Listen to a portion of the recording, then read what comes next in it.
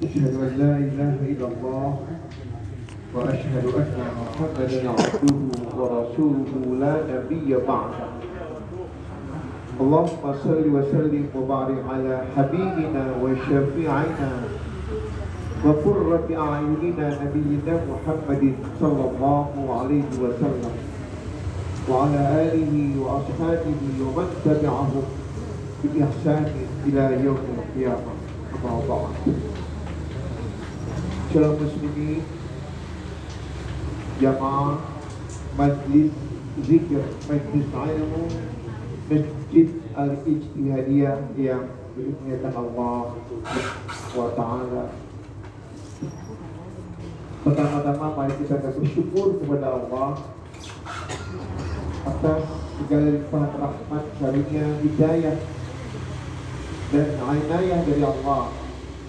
Dengan semuanya itu, akhirnya kita mampu untuk melangkahkan kaki kita menuju rumah Allah, untuk bersama-sama kita membuat sebuah usaha, sebuah komunitas,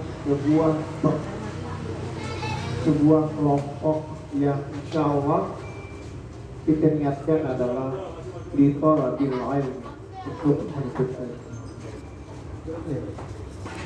Saya bersyukur Jayanto dan Mas Imron mengingatkan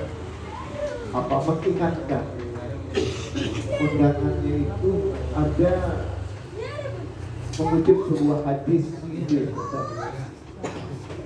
Hadis itu dengan bahwa barang siapa yang menuju satu jalan untuk membuat sebuah pertemuan, sebuah liqa, yang di dalam liqa itu adalah untuk menuntut ilmu, maka Allah akan mudahkan jalan kita untuk menuju surga. Amin ya rabbal alamin. Suatu ketika Rasulullah pernah menyampaikan sebuah kalimat yang sahabat ketika itu balik bertanya. Apa kata Rasulullah? Wahai sahabat-sahabatku, hendaklah kalian ketika melalui yang namanya Raudhatul Jannah. Raudhatul Jannah itu dimaknai dengan taman surga. Berhentilah dan dengarkan apa yang disampaikan di dalam Raudhatul Jannah itu. Para sahabat bertanya, ya Rasulullah, apa yang panjenengan maksudkan taman surga itu? Bapak Ibu yang dirahmati Allah, taman surga yang disampaikan oleh Rasulullah dalam hadis yang sahih itu adalah seperti ini: majlis zikir, majlis ilmu, majlis ta'lim. Itu ada dalam perspektif Rasulullah disebut dengan taman surga. Bahkan Rasulullah menyampaikan pahala orang yang menuntut ilmu, saya ulang ya, pahala orang yang menuntut ilmu kata Rasulullah lebih besar daripada pahala orang-orang yang berjuang di jalan Allah, lebih besar daripada orang yang puasa, lebih besar daripada orang sholat. Doa kita membayangkan. Lalu apa penjelasan Rasulullah? Ketika orang berjuang itu tidak yang luar biasa seperti orang yang menuntut ilmu. Ya. Orang yang menuntut ilmu bisa mengembangkan Nabi menjadi ilmu wah. Ketika Rasul sampaikan bahwa pahala orang yang menuntut ilmu, kita insya Allah yang hadir pada kesempatan yang mulia ini adalah orang-orang yang ditolabil ilmu. Maka apa kata Rasulullah? Barang siapa yang menuju sebuah jalan untuk menuntut ilmu, maka Allah akan mudahkan jalan orang itu untuk menuju surga. Amin ya rabbal alamin. Bapak Ibu yang dirahmati Allah, hari ini kita berada di tanggal 21 Rabiul Awal 1447 Hijriah. Artinya masih terasa kita dengan bulan Rabiul Awal. Rabiul Awal, bulan spesial bagi junjungan kita, bagi Rasulullah Muhammad SAW. Uniknya, di tanggal yang sama, di hari yang sama, Rasulullah dilahirkan, didewakan, diwafatkan oleh Allah. Hari Senin 12 Rabiul Awal 571 Masehi. Riwayat yang lain ada mengatakan 570 dan 571. Okay. Kemudian Allah wafatkan pada hari yang sama, hari Senin tanggal 12 Rabiul Awal. Saya ingin menyampaikan sebuah firman Allah yang sangat berhubungan dengan peristiwa dilahirkannya baginda Rasulullah Muhammad SAW. Sebelumnya begini Bapak Ibu yang dirahmati Allah, Rasulullah dilahirkan disebutkan tahun Masehinya 570 atau 571. Kita ambil dua-duanya karena riwayat dua-duanya mempunyai alasan yang kuat. Lalu disebutkan di sana fi amil fil, pada tahun gajah. Kenapa Rasulullah dilahirkan yang dikenal dengan tahun gajah? Pada tahun yang sama, pasukan Raja Abraham dari Yaman, dari Sana'a, ibu kota Yaman, menuju Makkah Al-Mukarramah untuk menghancurkan Ka'bah. Ada sifat iri yang luar biasa dari Raja Abraham. Apa? Karena si Raja Zalim ini membangun sebuah gereja besar di Yaman, tetapi ada orang yang mungkin usil dan dikotori gereja itu. Dan di samping itu juga orang bukan banyak mengunjungi gereja yang dibangun begitu megah dan besarnya, tapi justru banyak orang yang untuk tawaf di kota Mekah mengitari Ka'bah. Kebencian dan kemarahan seorang Raja Abraham ini disalurkan dengan memberangkatkan pasukannya kurang lebih 15 ekor gajah, dan riwayat disebutkan demikian, dan ratusan bahkan ribuan tentara yang lain untuk menuju Ka'bah, untuk menuju Makkah, untuk menghancurkan Ka'bah. Nah, peristiwa ini seiring dengan terjadinya atau peristiwa dilahirkannya baginda Rasulullah Muhammad Sallallahu Alaihi Wasallam. Allah mengabadikan peristiwa ini dalam surah Al-Fil. Alam taro kaifa fa'ala rabbuka, kan begitu ya. Alam, tahukah kalian, kata Allah, taro, melihatkah kalian kaifa fa'ala, bagaimana Allah memperlakukan ashab al-fil. Ashab al-fil itu tentara-tentara yang mengendarai gajah. Nah, itu kelahiran Rasulullah disebut dengan Amul Fil, tahun gajah. Nah, kita kembali dengan ayat yang saya ingin sampaikan. Ayat ini berbicara tentang bagaimana Allah Subhanahu wa Ta'ala memuji, memuliakan sosok Rasulullah Muhammad SAW di depan para malaikat yang suci. Maka di dalam surah Al-Ahzab, surah ke-33 ayat 56, kita perhatikan ayat ini. Dan saya aku ini Bapak-Ibu sudah sangat hafal ayat ini. A'udzubillahi minasyaitonir rajim. Ya ayyuhalladzina amanu sallu alaihi wa sallimu taslima. Itu perintah Allah. Tetapi sebelum Allah memerintahkan kita untuk bersalawat kepada baginda Rasulullah, Allah memberikan sebuah pujian kepada Rasulullah.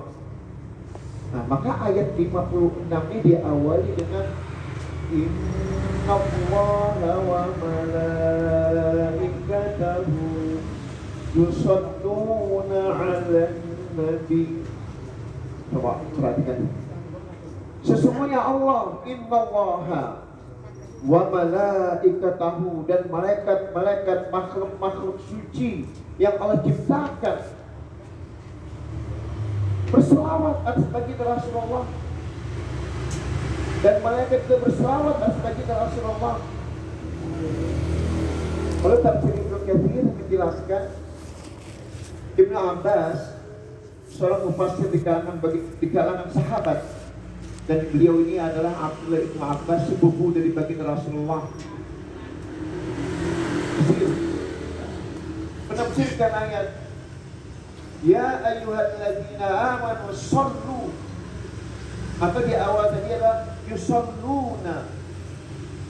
Allah dalam konteks ini memberikan pujian di depan para malaikatnya bahwa inilah sosok seorang Rasulullah yang mempunyai makam tersendiri di sampingku, kata Allah. Ini dengan kalimat innallaha wa malaikatahu yusalluna. Kalau kalimat Allah memberikan salawat kepada baginda Rasulullah di depan para sahabat adalah memuji, memuliakan di depan para malaikat. Lalu sementara apa makna para malaikat yusalluna, berselawat atas Rasulullah? Nah, di sini Ibnu Abbas menyampaikan makna yusallu di sini adalah ya Allah ya Rabb, berikanlah keberkahan atas baginda Rasulullah Muhammad sallallahu alaihi wasallam. Artinya apa Bapak Ibu? Malaikat berdoa, mendoakan Rasulullah, ya Allah yusalluna, ya Allah yubarik fi, berikan keberkahan buat baginda Rasulullah. Maka kalimat setelahnya ini bentuk fi'lu amri, perintah. Ya ayyuhalladzina amanu, wahai orang-orang yang beriman, kata Allah. Ini Allah menyuruh kepada kita semua. Apa perintah Allah itu? Sallu alaihi. Ayo, kita orang beriman, berselawatlah kalian atasnya, atas baginda Rasulullah Muhammad sallallahu alaihi wasallam. Ini menunjukkan begitu Allah menempatkan sosok seorang baginda Rasulullah di atas dari para anbiya dan rasul yang lain. Ada 25 nabi dan rasul yang wajib kita iman. Sementara riwayat mengatakan ada 130.000 nabi dan rasul. Allahu a'lam bishawab. Tapi yang wajib kita imani 25 rasul dan nabi, diawali oleh Nabi Adam, diakhiri dengan baginda Rasulullah Muhammad sallallahu alaihi wasallam. Bapak Ibu yang dimuliakan Allah, kenapa kita diperintahkan oleh Allah untuk bersalawat kepada beliau, kepada baginda Rasulullah Muhammad sallallahu alaihi wasallam? Rasulullah dengan izin Allah pernah menyampaikan man salatan sallallahu alaihi ashran, kata Rasulullah. Jika manis kalau kita doa, maka kata Rasulullah sampaikan, di antara kalian yang berselawat atasku satu kali berselawat atas Rasulullah, Allah akan membalas satu salawat itu dibagikan dari Allah orang yang berselawat. Ini itu Allah memuliakan seorang hambanya yang bernama baginda Rasulullah Muhammad sallallahu alaihi wasallam. Sekali kita berselawat, 10 kali Allah berselawat atas kita, artinya mendoakan kita. Allah Akbar. Nah Bapak Ibu, lalu apa sisi lain? Kenapa kita berselawat atas baginda Rasulullah? Diriwayatkan dalam beberapa hadis, yaumul mahsyar, yaumul mizan, yaumul hisab, yaumul qiyamah kelak, Pak, kita ditempatkan di sebuah padang mahsyar. sebuah pertemuan akbar ketika itu. Semua makhluk ketika itu mencoba untuk mencari pertolongan.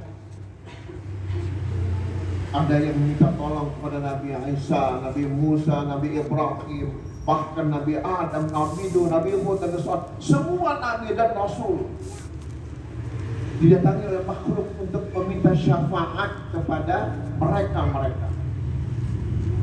Sesingkat saja riwayat ini, semuanya tidak ada yang mampu memberikan syafaat. Contohnya Nabi Adam, aku tidak pantas untuk memberikan syafaat kepada kalian karena aku pernah berbuat dosa. Diabadikan oleh Allah. Tidak Al-Quran surah Al-Baqarah. Bala taqraba hadhihi syajarah wa takuna minal walidin. Kan itu Bu ya, Pak ya.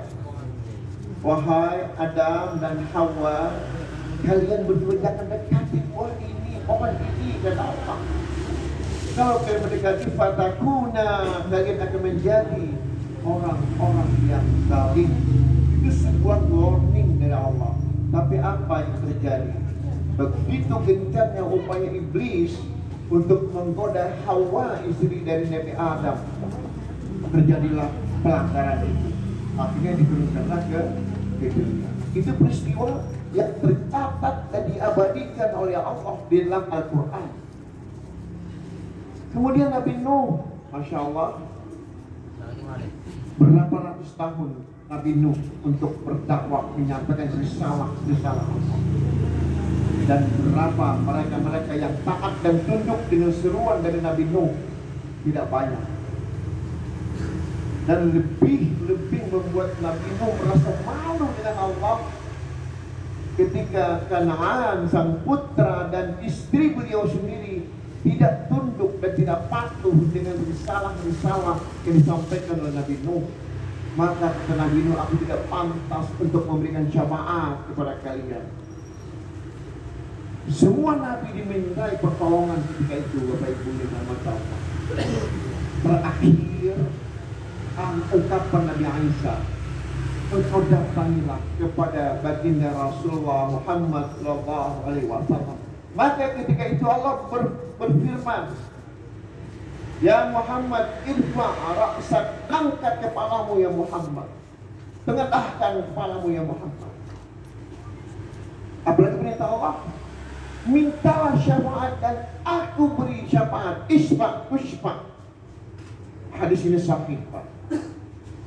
Wah, hadis ini artinya apa? Hanya baginda Rasulullah satu-satunya Nabi dan Rasul yang mampu memberikan syafaat. Maka kita sebagai umat Rasulullah, tidakkah kita butuh dengan syafaat itu? Kita membutuhkan syafaat itu. Dan ini terjadi di pada mahsyar kelak, yang tidak ada pertolongan apapun kecuali pertolongan dari Allah dan dari Nabi Muhammad SAW atas izin Allah. Maka Bapak Ibu yang dimuliakan Allah, satu di antara hikmah kita untuk mengingat kembali hari kelahiran baginda Rasulullah itu adalah bagaimana kita untuk banyak-banyak membaca sholawat. Nah, sekarang masalahnya apa aja sholawatnya itu? Macam-macam. Ya. Ada sholawat Ibrahimiyah. Nah, ini kalau di secara utama itu sholawatnya dibagi dua. Yang maksurah dengan ghairu maksurah. Yang maksurah itu adalah sholawat yang langsung dilafalkan oleh baginda Rasulullah Muhammad SAW. Itu dia sholawat Ibrahimiyah. Allahumma salli ala Sayyidina Muhammad wa ala ali Sayyidina Muhammad kama sallaita ala Ibrahim wa ala ali Ibrahim wa barik ala. Ini sholawat Ibrahimiyah yang langsung dilafazkan oleh baginda Rasulullah Muhammad SAW. Lalu apalagi sholawat yang lain? Ada ghairu maksur, sholawat yang tidak diucapkan diucapkan oleh baginda Rasulullah, tetapi diucapkan oleh para sahabat dan para ulama tabi'in, tabi'in dan ulama-ulama sekarang. Ada umpamanya salawat nahiyah ya Bu ya. Allahumma sholli sholatan kamilatan, gitu kan ya. Ada juga salat badar, ya kan. Salatullah salamullah ala toha rasulillah, itu salat badar. Ada juga salat mahallul qiyam atau asyraqah. Ya Nabi salam alaika, ya Rasul salam alaika, ya Habib salam alaika, salawatullah alaika. Hafal Bu ya itu ya? Macam-macam salawat itu. Ada lagi salawat timbul qulub, namanya salawat syifa. Untuk ketika membaca salawat ini, kata para ulama, kata Rasulullah menyampaikan loh ya, kita menginginkan kesembuhan dari segala penyakit. Nah, sekarang saya boleh dong untuk menyampaikan sesuatu.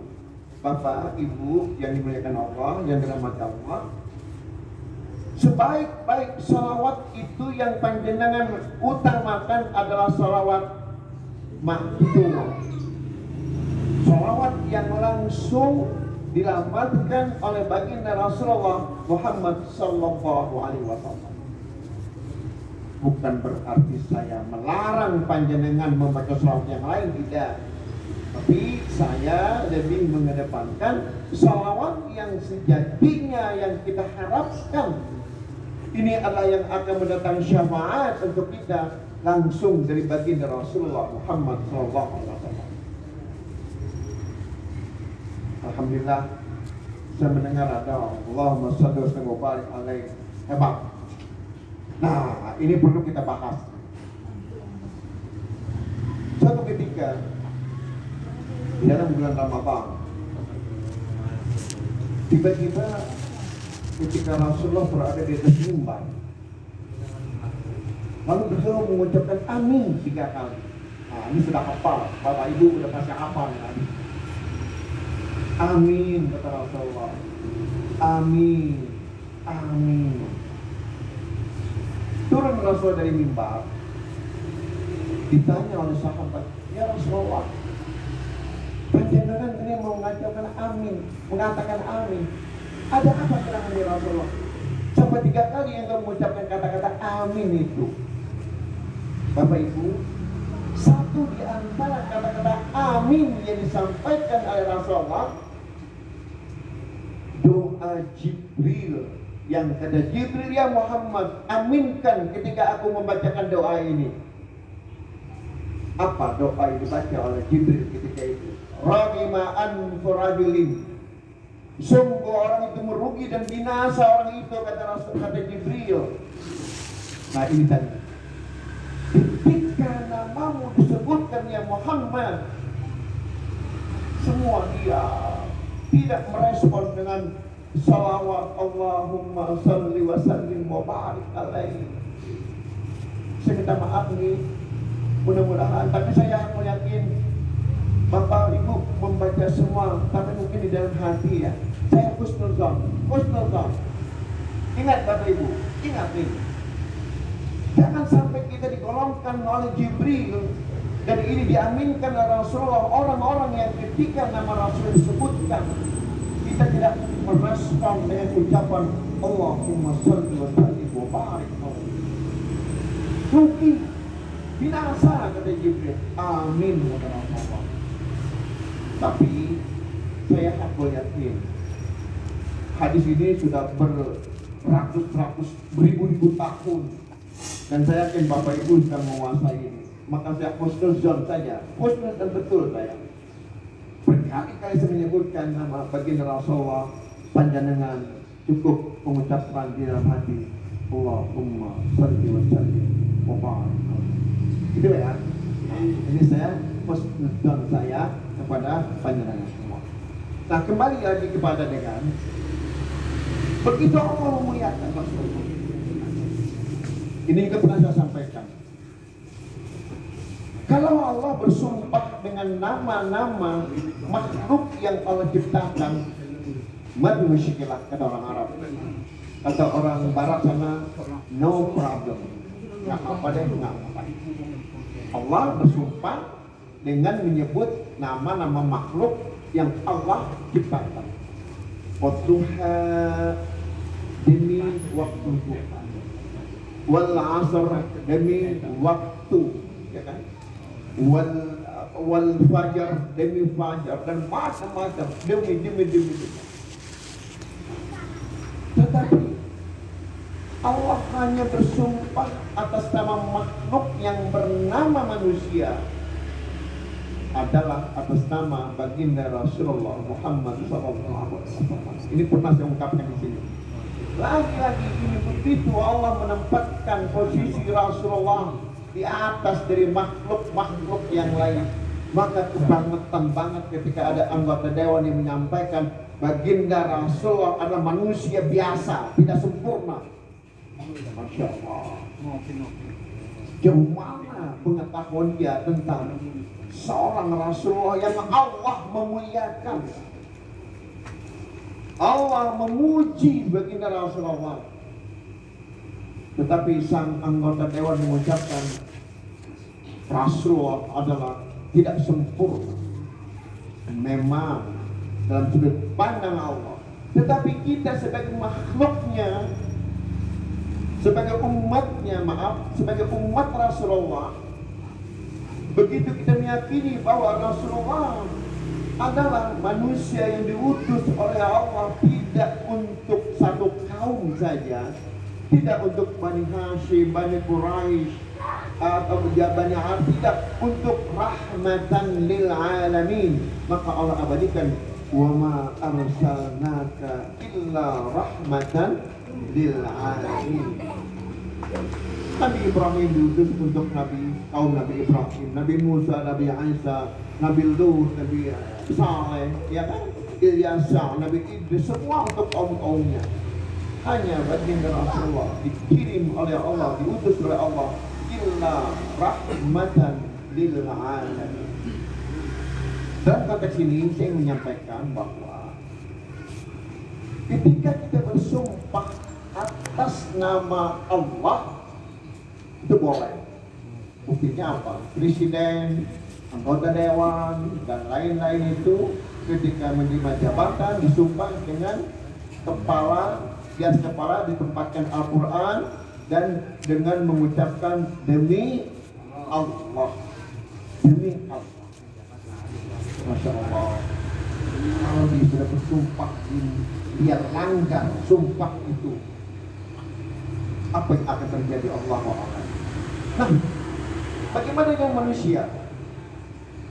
Kita boleh bersumpah atas nama Allah, karena Allah sang Khalik, kita makhluk. Tetapi ingat Bapak Ibu, kita diharamkan untuk bersumpah atas nama sesama makhluk. Saya sering masih mendengar demi Allah dan demi Rasulnya, tidak boleh, haram. Karena Rasulullah adalah makhluk, sementara Allah Al-Khaliq.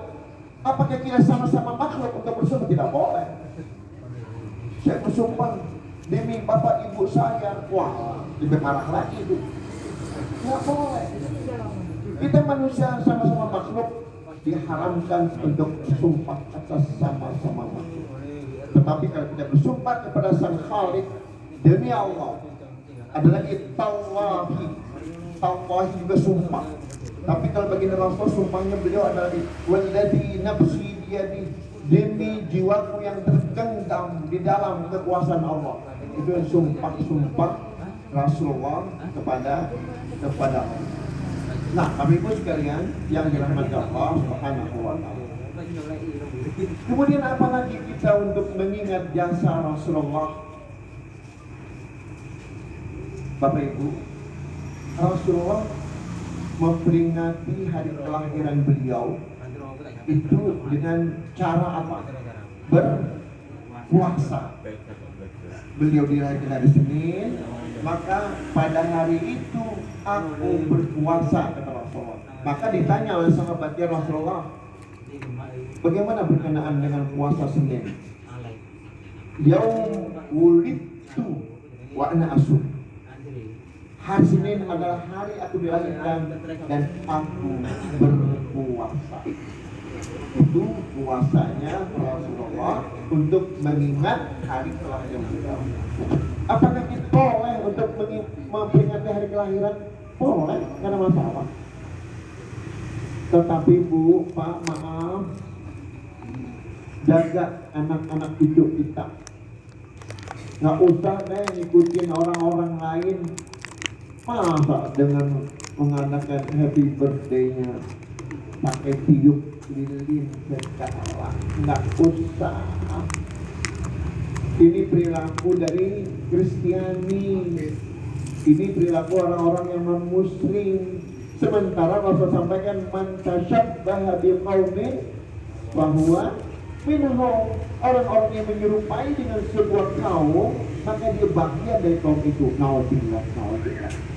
Jadi hati-hati, jangan kita mengadakan peringatan hari kelahiran kita dengan acara-acara yang super macam-macam. Ya saja. Kalau mau ikut ucapan Rasulullah, berpuasa.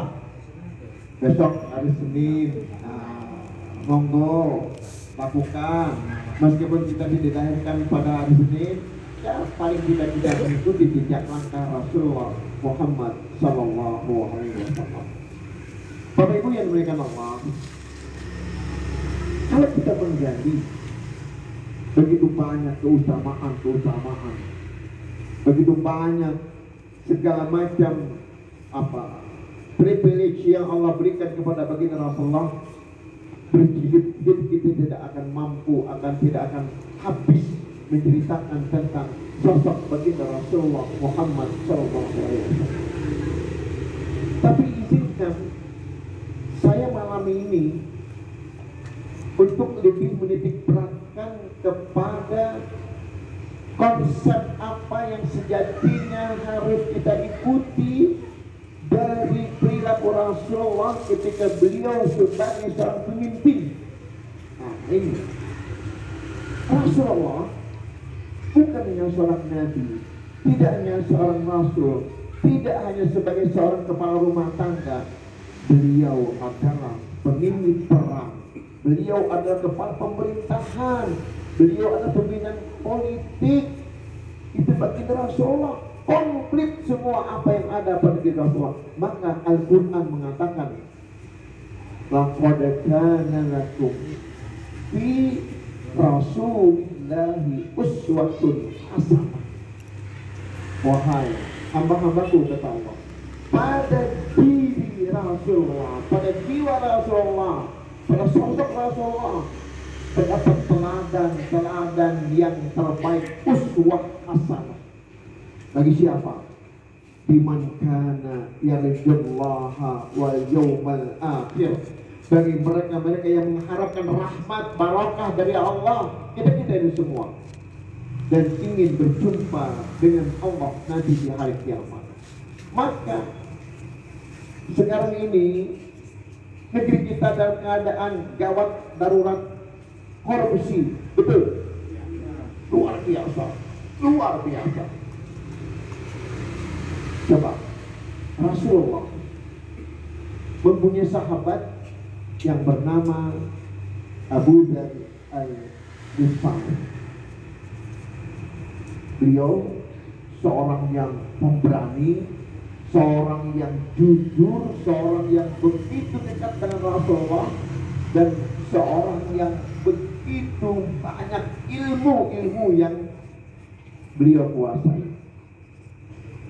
Begitu Rasulullah memuliakan, Begitu Rasulullah memberikan apresiasi kepada pada Abu Dzar Al-Ghifari.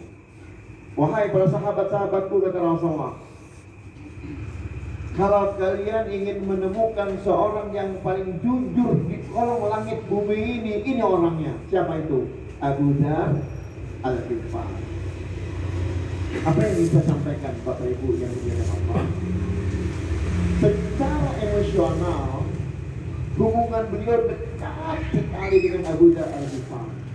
Bahkan dalam segala apapun Abu Dzar Al-Ghifari pasang badan. Siapa yang berani mengganggu Rasulullah? Kalau pasang sekarang langkah dulu mayat saya. Kira-kira begitu. Ini seorang Abu Dzar Al-Ghifari. Nah, apa yang terjadi? Suatu ketika Abu Dzar Al-Ghifari memohon kepada baginda Rasulullah. Ya Rasul, kata beliau, ala tasta'minuni, berkenankah engkau memberikan aku sebuah jabatan ya Rasulullah? Ini permintaan dari Abu Dzar Al-Ghifari. Lalu digambarkan di hadis itu sambil menepuk pundakku, kata Abu Dzar, Rasulullah berkata, ya Aba Dzarrin anta da'if. Wahai sahabatku Abu Dzar, engkau lemah, kata beliau. Kata baginda Rasulullah, lemah dalam apa?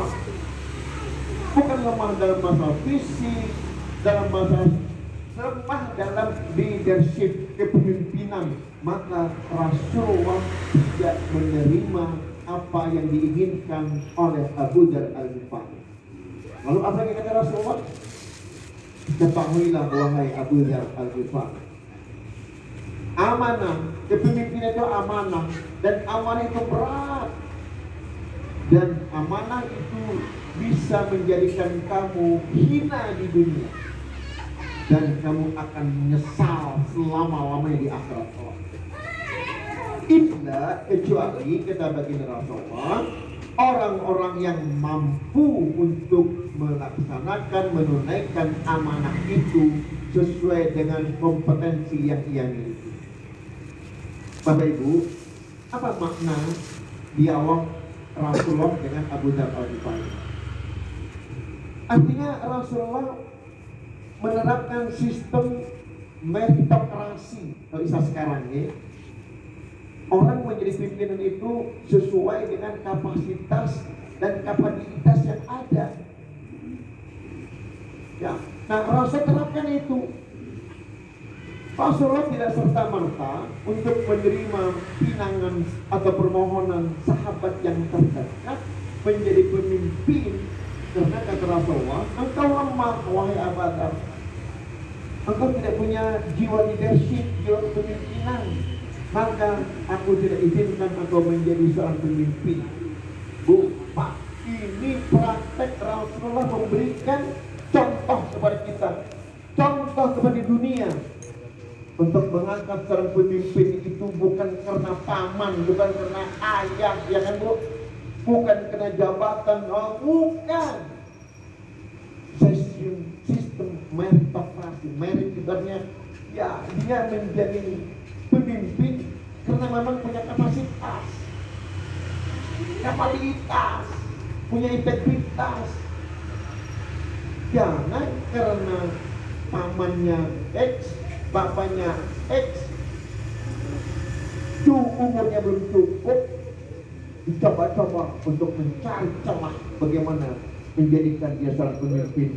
Ini sama sekali diharamkan di dalam Islam. Maka di dalam Islam kita tidak boleh untuk minta jabatan, tidak boleh. Jabatan itu akan diberikan atas kepercayaan orang-orang yang mengetahui bagaimana orang itu punyakah kapasitas, punyakah kompetensi, punyakah integritas dan segala macam. Nah, di sini yang saya katakan bahwa Rasulullah memberikan contoh yang terbaik untuk dunia, tidak hanya di Indonesia. Bapak Ibu, Indonesia ini adalah negara yang menganut sistem tiga poros kekuasaan, ya, yang dikenal dengan Trias Politica. Ini sebuah teori yang dikembangkan oleh Montesquieu pada abad ke-18. Ada legislatif, ini yang membuat undang-undang, itu anggota dewan itu kan.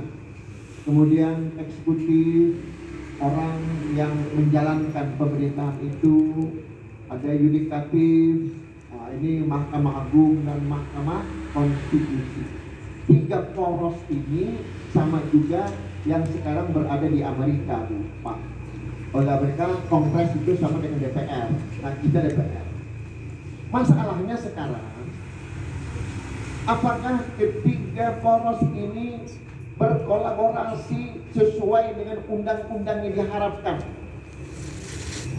Mari kita teliti, mari kita simak, mari kita kupas baik-baik. Kalau eksekutif, pemerintahan, ya Mendagri, sama-sama itu presiden itu menjalankan sesuai dengan kitabnya, dan dia bersumpah untuk menjalankan Undang-Undang Dasar 1945 dengan beberapa pasal-pasal yang begitu banyaknya. Apa poinnya? Mensejahterakan rakyat Indonesia. Maka negara ini akan berjalan dengan baik. Berkolaborasi dengan DPR-nya, dengan Mahkamah Agungnya, dengan Mahkamah Konstitusinya, tapi berkolaborasi dalam sesuatu yang sesuai undang-undang. Tetapi ternyata apa yang terjadi di negeri ini, terjadi kolaborasi yang jauh panggang dari api. Terjadi kolaborasi yang menyesatkan.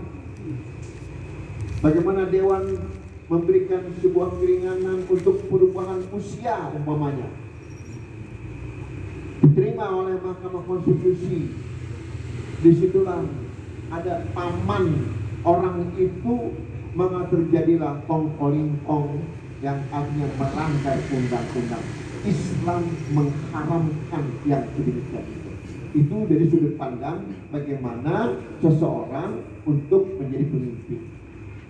Kemudian Rasulullah juga mencontohkan lagi bahwa kata Rasulullah, ketahuilah wahai umatku, kehancuran umat-umat terdahulu itu, kata Rasulullah, itu efek atau akibat dari mereka-mereka yang tidak taat dengan hukum atau menegakkan hukum yang tidak berkeadilan. Ini Rasulullah, hadisnya sahih, diriwayatkan Imam Bukhari dan Imam Muslim, ada juga dari Tirmidzi, ada juga dari beberapa perawi-perawi yang lain. Apa yang ingin saya sampaikan Bapak Ibu sekalian? Di awal saya sampaikan tadi, negara ini gawat darurat dalam korupsi. Kenapa? Hampir di semua lini terjadi koruptor itu bergentayangan di negeri ini. Sementara kita adalah negeri Muslim terbesar di dunia. Populasi umat Islam terbesar di dunia adalah kita, kemudian Pakistan, dan konon sekarang Pakistan di atas, kita nomor 2. Tidak perlu kita untuk berbangga-bangga. Hanya pertanyaannya adalah, umat Islam yang berjumpa di negeri ini, tetapi ternyata indeks persepsi korupsinya kita masih memalukan. Kalah kita dengan Malaysia, kalah kita dengan Singapura yang Kristennya itu, apalagi dengan negara-negara barat, mereka sudah 80 ke atas, kita masih di 34, 35 apa. Begitu sangat memalukan indeks persepsi korupsi kita, Bapak Ibu. Apa maknanya? Banyak orang Islam, banyak kaum muslimin, tetapi tidak menjalankan sesuai dengan kaidah-kaidah hukum. Nah inilah Bapak Ibu sekalian dengan Allah. Allah menyampaikan di dalam surah An-Nisa ayat 59. Apa kata Allah? Innallaha ya'murukum an tu'addul amanati ila ahliha wa idza hakamtum bainan nas antahkumu bil adl. Coba baca, buka An-Nisa ayat 59. Artinya apa? Allah memerintahkan kalian, innallaha ya'murukum an tu'addul amanah, untuk menyampaikan amanah itu kepada mereka yang berhak mendapatkan amanah itu. Nah, kalimat sesudahnya, wa idza hakamtum bainan nas, ketika kalian menetapkan hukum di antara manusia, kata Allah, ini perintah Allah, antahkumu bil adl, maka hendaklah kalian tegakkan hukum yang berkeadilan. Rasulullah memberikan contoh, maka uswatun hasanah itu begitu melekat pada jiwa, pada diri Rasulullah. Bapak Ibu, tadi saya menyampaikan sebuah hadis. Apa kata Rasulullah? Ketahuilah wahai sahabat-sahabatku, inna ahlakal ladina qablakum, sesungguhnya kehancuran umat-umat sebelum kalian, kata Rasulullah, kanu idza saraka fihim asy-syarif tarakuhu. Mungkin juga pernah saya sampaikan di dalam kajian di sini bertahun-tahun atau berbulan-bulan yang lalu. Apa makna di sini, Pak? Kehancuran umat terdahulu, kata Rasulullah, karena mereka apabila ada orang-orang yang mulia, orang-orang syarif, itu orang-orang dalam konteks sekarang orang-orang yang dekat dengan istana, orang-orang yang dekat dengan penguasa, orang-orang yang berlabel pejabat tinggi, kira-kira begitu. Dan dia melakukan tindak pidana. Dalam konteks ini adalah pencurian. Apa kata Rasulullah? Tarakuhu, maka hukum itu mereka tinggalkan. Coba, ini yang menyampaikan adalah baginda Rasulullah. Tetapi wa idza saraka fihim ad-dha'if, apabila yang melakukan pencurian atau yang melakukan tindak kriminal itu adalah orang-orang yang lemah. Ini kita lemah nih. Lemah secara politik, secara ekonomi, secara budaya, mungkin kita lemah. Kita tidak punya akses di istana sana, tidak punya akses kepada pejabat tinggi, apalagi presiden. Lemah kita ini. Apa kata Rasulullah? Aqamu alaihil had, begitu tajam hukum itu ditegakkan bagi mereka-mereka yang lemah. Bapak Ibu, tolong dijawab dengan jujur, cukup di dalam hati saja.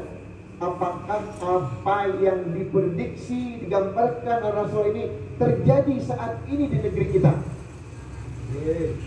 Jawab dalam hati saja, ya kan? Nggak apa-apa. Ini yang terjadi. Inilah ada seseorang yang begitu dekat dengan presiden. Infak dia sudah divonis bersalah. Kedekatan dengan mantan presiden masih tidak bisa divonis oleh pengadilan. Coba, itu baru orang-orang yang bagaimana dengan presiden dan mantan presiden ya, pejabat, begitu tumpul hukum itu di negeri ini. Apalagi itu meliputi anak-anak pejabat, anak presiden, nggak bakal hukum ditegakkan di negeri ini. Demi Allah, yang melakukan ini digambarkan oleh baginda Rasulullah Muhammad SAW. Maka Rasulullah mengakhiri hadis ini, wallahi, kata Rasulullah, demi Allah, lau anna Fatimah binta Muhammadin saraqat taqata'tu yadaha, ketika yang mencuri itu putriku Siti Fatimah, maka aku sendiri, kata Rasulullah, yang akan memotong tangannya. Ini praktek Rasulullah, uswah Rasulullah dalam penegakan hukum. Bapak-bapak, inilah yang terjadi di negeri kita. Maka negeri kita ini sekarang ini, ya mudah-mudahan ke depan lebih cerah. Kita tidak berharap Indonesia gelap, tetapi Indonesia yang terang benderang, Indonesia emas ke depan. Tapi mudah-mudahan presiden kita doakan panjang umur, tegas, dan singkirkan orang-orang yang menggerogoti kewibawaan presiden kita yang kita cintai. Masih ada orang-orang yang mencoba untuk menjatuhkan beliau. Nauzubillah. Bapak Ibu sekalian dimuliakan Allah. Kenapa Rasulullah menyampaikan hadis ini dan apa asbabul wurudnya? Kalau Al-Quran asbabun nuzul, kalau hadis ada penyebab Rasulullah menyampaikan hadisnya, apa penyebabnya? Ada asbabul wurud. Jadi suatu ketika seorang emak-emak, kira-kira begitu, seorang ibu yang bernama Fatimah juga namanya, tapi dari kalangan Al-Mahzumiyah, bangsawan.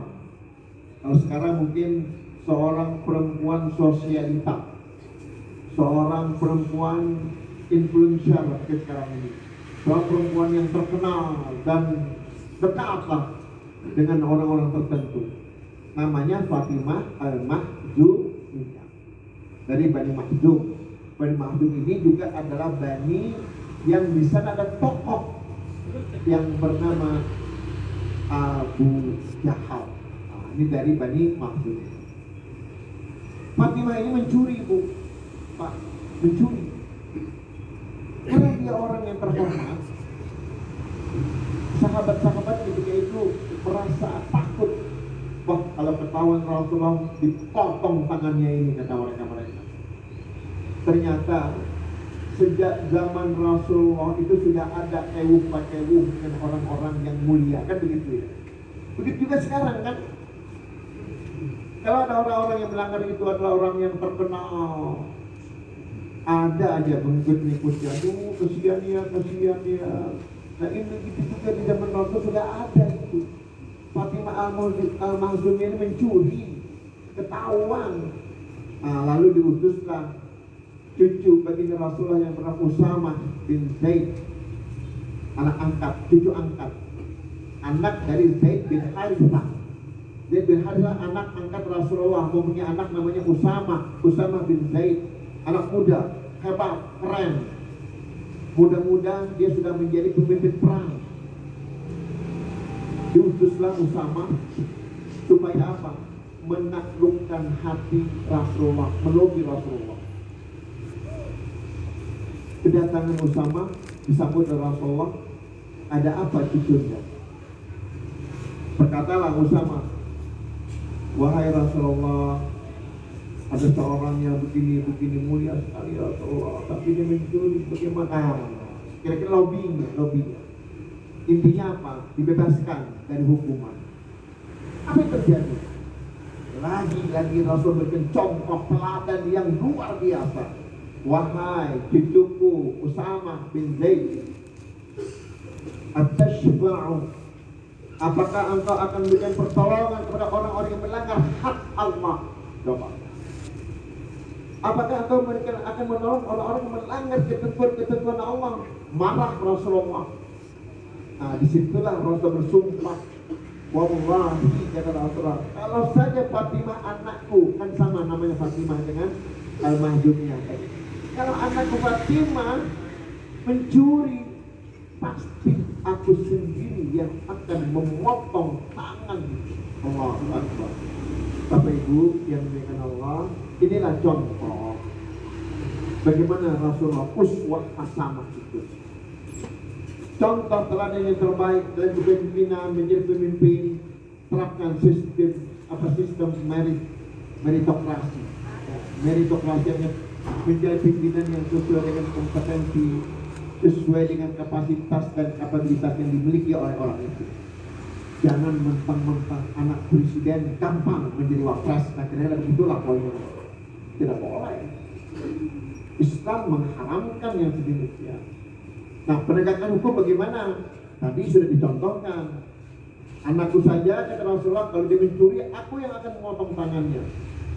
Ini praktek Rasulullah dalam mengedukasi, memberikan contoh teladan terbaik kepada kita, kepada semua umat Rasulullah di dunia ini. Sebenarnya ada pertanyaan begini, Pak, Apakah di dunia ini semuanya umat Rasulullah? Jawaban saya begini, umat Rasulullah adalah yang bersyahadat. Umat Rasulullah adalah yang membaca kalimat tauhid, la ilaha illallah Muhammadur Rasulullah. Bangsa Afrika kah dia, apakah orang Amerika, orang mana-mana, ketika dia bersyahadat itu umat Rasulullah. Yang tidak bersyahadat, yang tidak mengakui Allah Azza wa Jalla, la ilaha illallah, tidak ada Tuhan yang berhak untuk disembah kecuali Allah. Dia tidak mengatakan itu bukan umat Rasulullah. Nah, Bapak Ibu sekalian yang dimuliakan Allah, saya sampaikan tadi, berjilid-jilid kita tidak akan mampu untuk mengeksplor, untuk mengangkat kehebatan, keutamaan, kemuliaan baginda Rasulullah Muhammad SAW. Mengakhiri tausiah saya malam hari ini, mari kita ikuti jejak-jejak langkah Rasulullah. Poinnya apa kita untuk memperingati peringatan Maulid? Sebelumnya begini, dahulu mungkin masih ada orang yang berdebat tentang boleh tidaknya mengadakan peringatan Maulid, kan begitu ya. 18 kalau udah nggak ada. Tapi ada juga anak-anak muda yang wawasannya kurang luas. Saya mengambil contoh begini, Muhammadiyah. Seorang yang bernama Allahumma yarham Kiai Haji Mas Mansur. Dia pernah menjadi ketua Majelis Tarjih satu periode, kemudian menjadi ketua umum PP Muhammadiyah satu periode juga. Begitu bijak beliau sampaikan bahwa memperingati peringatan Maulid itu jangan ditinjau sebagai bagian dari syariat agama. Kalau lepas dari itu bukan perintah dari agama, boleh mubah hukumnya. Silahkan Anda untuk memperingati. Itu tokoh Muhammadiyah Pak Bu yang menyampaikan itu. Kemudian pada tahun 1969 Allah mayarham Kiai Haji A.R. Fakhruddin. Ya, ini ulama besar.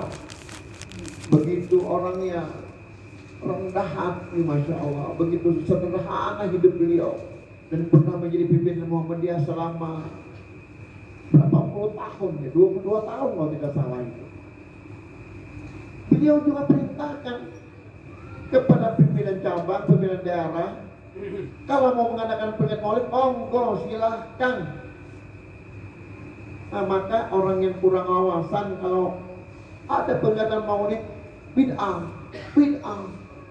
Ntar dulu. Kalau ente memandang ini bagian dari syariat agama, betul. Tapi tidak ada untuk hubungannya dengan syariat agama. Peringatan Maulid itu adalah sesuatu yang mubah, boleh dilakukan, boleh tidak.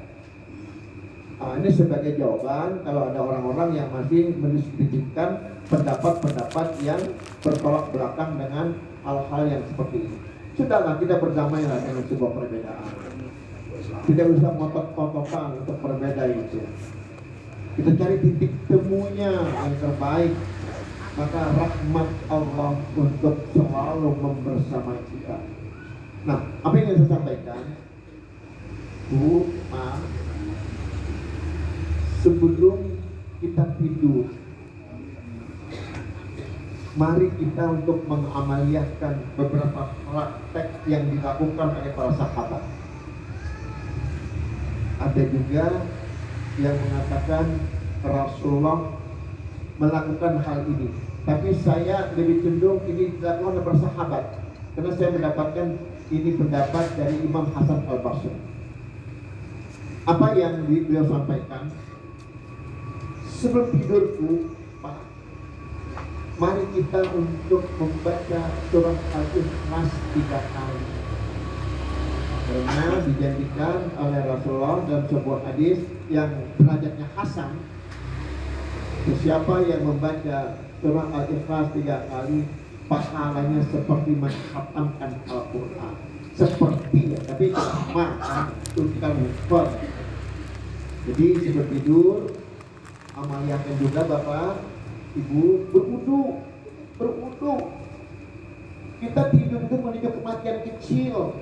Siapa tahu ketika kita tidur tiba-tiba Allah jemput roh kita, no.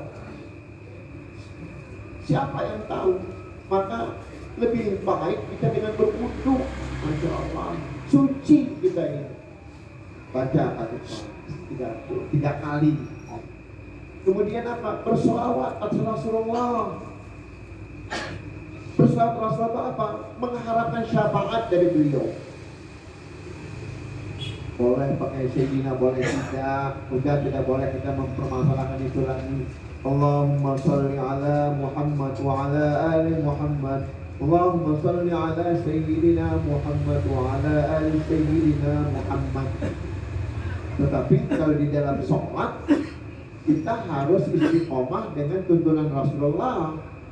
Apa yang Rasulullah baca di dalam sholat?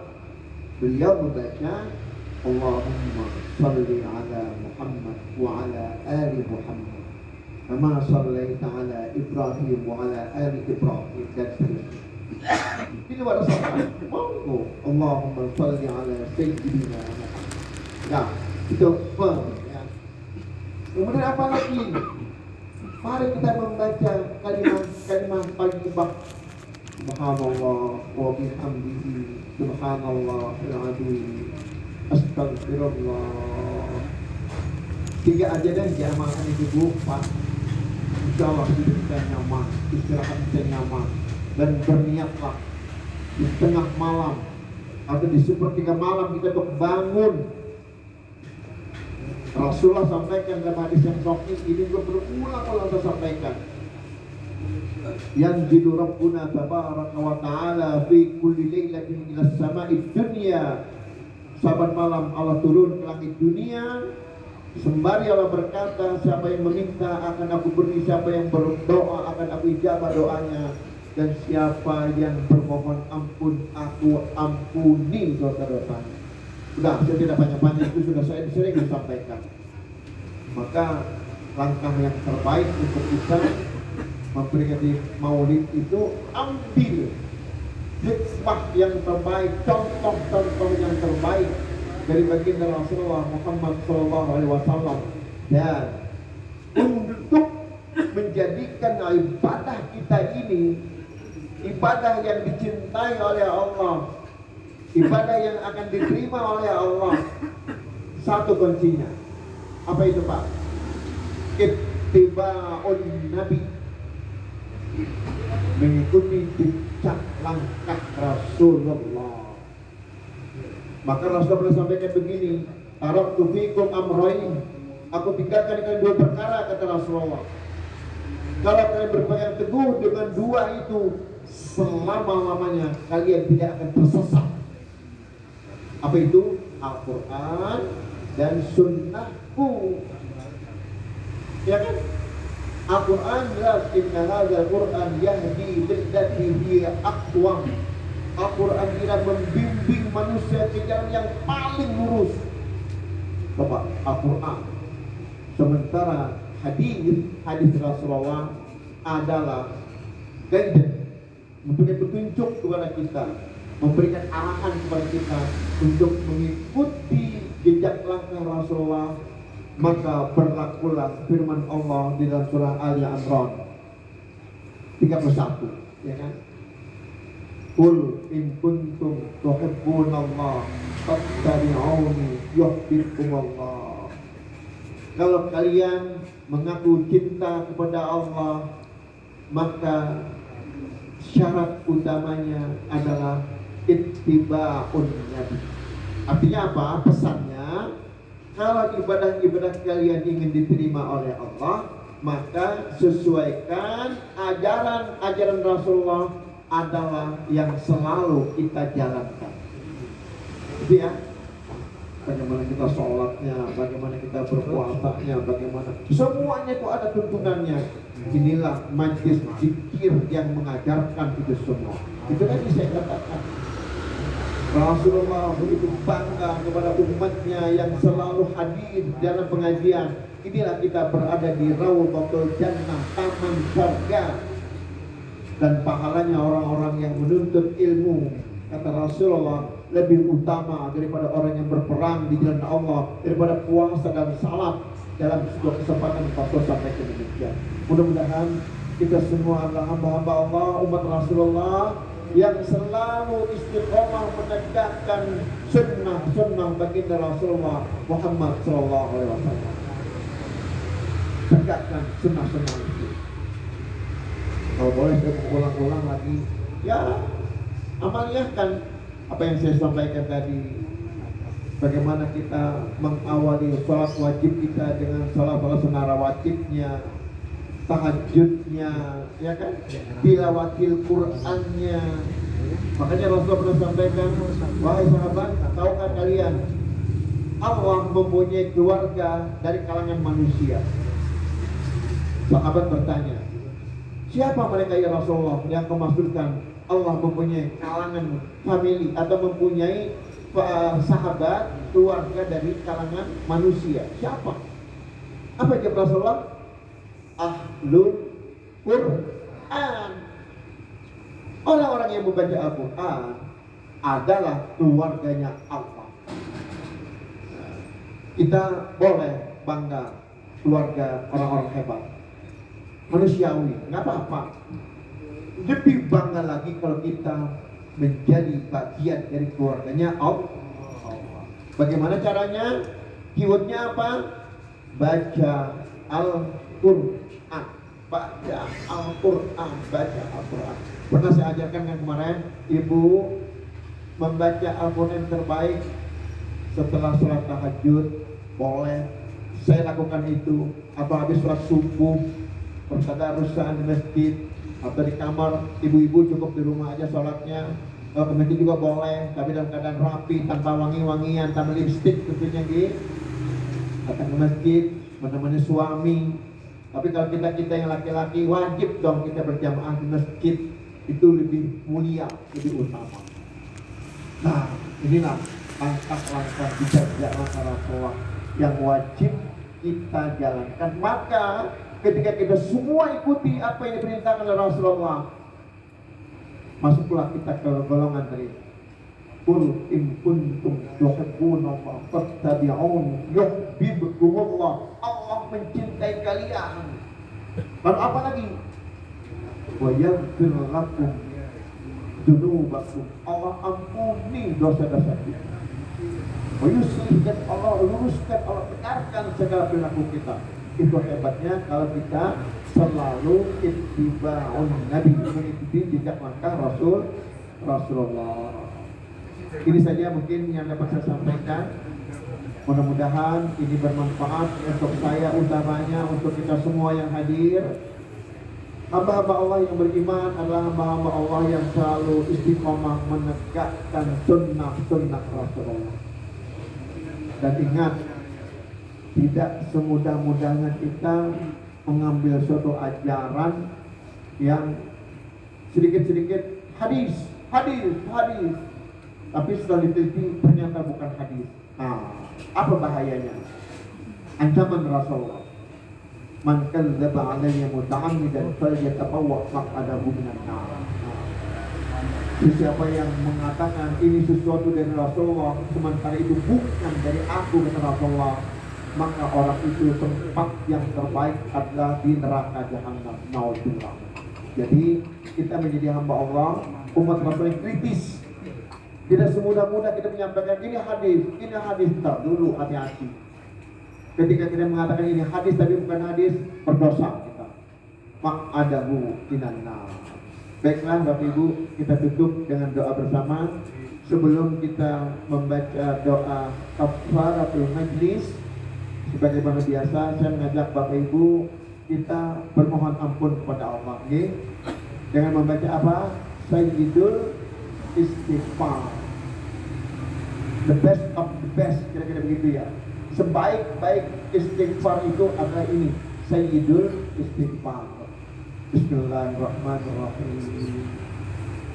Allahumma anta rabbi la ilaha illa anta khalaqtani wa ana 'abduka wa ana 'ala 'abdika wa wa'dika mastata'tu a'udzu bika min syarri ma sana'tu abu'u laka bi ni'matika 'alayya wa abu'u bi dhanbi faghfirli fa innahu la yaghfiru dzunuba illa anta.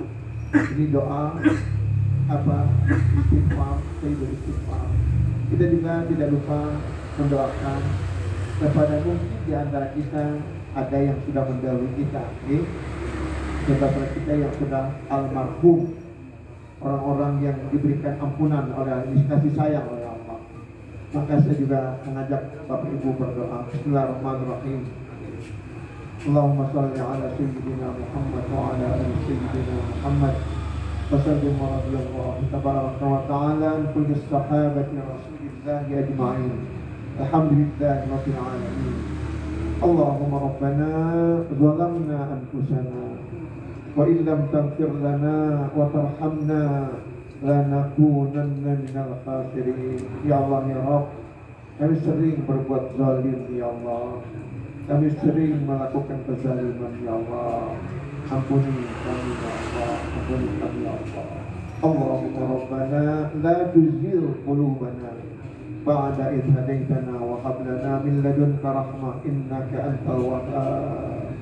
Allahumma inna nas'aluka salamatan fid din wa 'afiyatan fil jasad wa ziyadatan fil 'ilm wa barakatan fil rizqi wa tawbatan qabla al-maut wa rahmatan 'inda al-maut wa maghfiratan ba'da al-maut.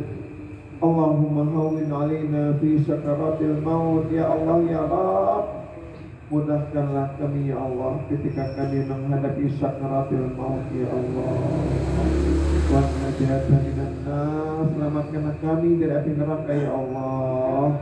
Wal 'afwu 'indal hisab, dan ringankanlah dosa-dosa kami pada hari kiamat nanti ya Allah. Allahumma rabbana ighfir lana wa li ikhwanina alladziina sabaquna bil iman wa la taj'al fi qulubina ghillan lil ladziina aamanu rabbana innaka ra'ufur rahim. Allahumma ighfir lahum warhamhum wa'afihim wa'fu anhum. Allahumma la tahrimna ajrahum wa la taftinna ba'dahum waghfir lana wa lahum. Allahumma rabbana ighfir lana wa liwalidayna warhamhuma kama rabbayana shaghira. Rabbana atina fid dunya hasanah wa fil akhirati hasanah wa qina adzabannar wa adkhilna jannata ma'al abrar ya aziz ya ghaffar ya rabbal alamin. Wa sallallahu ala sayyidina Muhammadin wa ala alihi wa sahbihi wa baraka wa sallam. Subhana rabbika rabbil izzati amma yasifun wa salamun ala mursalin walhamdulillahi rabbil alamin. Saya mohon maaf nih kalau ada penyampaian tadi ada yang tersinggung, ada yang merasa kurang nyaman. Tidak ada maksud apa-apa, kecuali saya menyampaikan apa adanya. Inilah apa ajaran-ajaran baginda Rasulullah, hikmah-hikmah yang terdapat di dalamnya. Saya sampaikan sesuai dengan apa yang disampaikan baginda Rasulullah. Nasrun minallah wa fathun qarib wa basyiril mu'minin. Assalamualaikum warahmatullahi wabarakatuh.